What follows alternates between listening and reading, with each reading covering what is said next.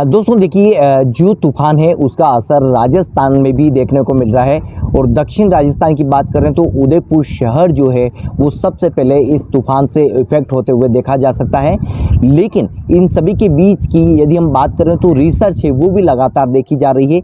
उदयपुर में आज 3 बड़े रिसर्च किए जा रहे हैं, जैसे में सोलर ऑब्जर्वेटरी है, जैसा कि मेरे पीछे की भी आप तस्वीर देख सकते हैं। इस सोलर ऑब्जर्वेटरी में इस साइक्लोन को लेकर आज स्टडी किया जा रहा है। साइक्लोन की किस तरह की तस्वीरें यहाँ रहने वाली हैं, जो सोलर रेज हैं उसको लेकर के भी यहाँ स्टडी की जा रही है, ये हम आपको इन तस्वीरों में बताते हैं। देखिए, यह फतेह सागर झील है और इसके बीचों बीच यह एशिया की सबसे बड़ी सोलर ऑब्जर्वेटरी, और इसमें कई तरह के अध्ययन समय समय पर होते रहे हैं।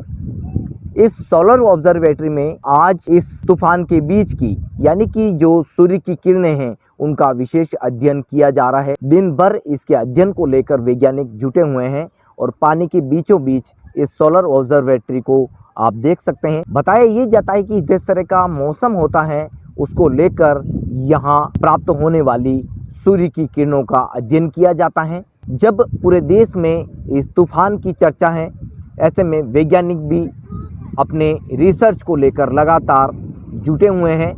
आज दिन भर जो सूर्य की किरणें यहाँ प्राप्त हो रही है उनकी स्टडी के लिए यहाँ वैज्ञानिक जुटे हुए हैं। टेक्निकल डिपार्टमेंट की टीम भी लगातार यहाँ मौजूद है। और यदि बात करें तो बड़ी बड़ी पहाड़ियों के बीच यह सोलर ऑब्जर्वेटरी यहाँ देखी जाती हैं, और इसका नाम फतेह सागर झील के साथ इसलिए भी जुड़ा हुआ है क्योंकि पानी के बीचों बीच यहाँ सोलर ऑब्जर्वेटरी को स्थापित किया गया है।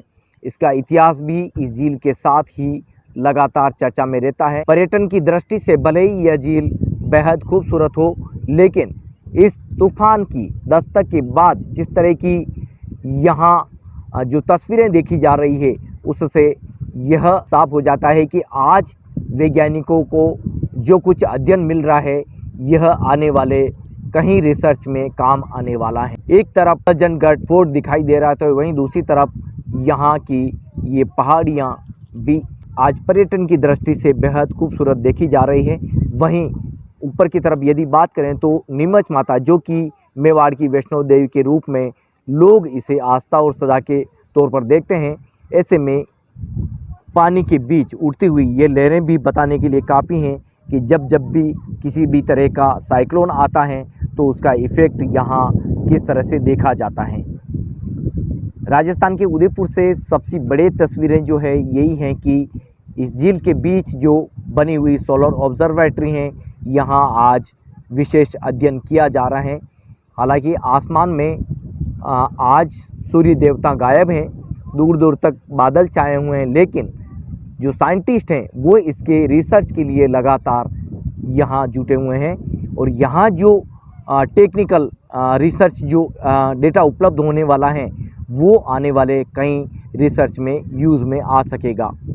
सोलर रेडिएशन का भी आज यहाँ जो एक ऑब्जर्वेशन है वो देखा जा रहा है, और सोलर रेडिएशन में किस तरह का डेटा प्राप्त होने वाला है ये तो यहाँ की जो टेक्निकल टीम है वही बेहद अच्छी तरह से बता सकती है। लेकिन जो जानकारी हमें मिली है उसके बाद में हमारी टीम यहाँ पहुँची है, वो तस्वीरें हम आपको बता रहे हैं।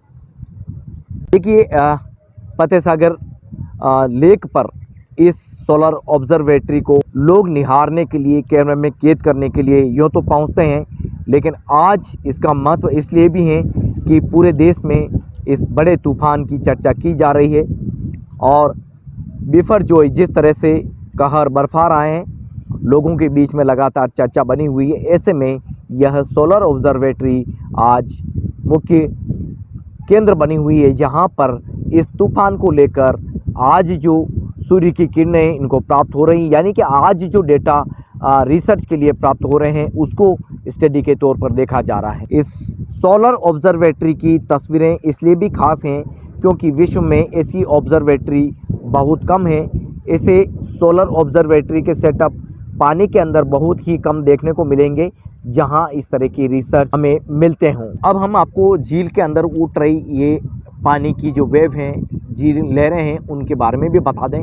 जब जब भी तूफ़ान आते हैं तो इस तरह से पानी का जो है बहाव है वो इन लहरों के रूप में भी देखा जाता है और इससे यह अंदाज़ा लगाया जाता है कि तूफ़ान के असर हैं वो कितने ख़तरनाक होते हैं या कितने बड़े हो सकते हैं, यह अंदाज़ा भी इन वेव से लगाया जा सकता है।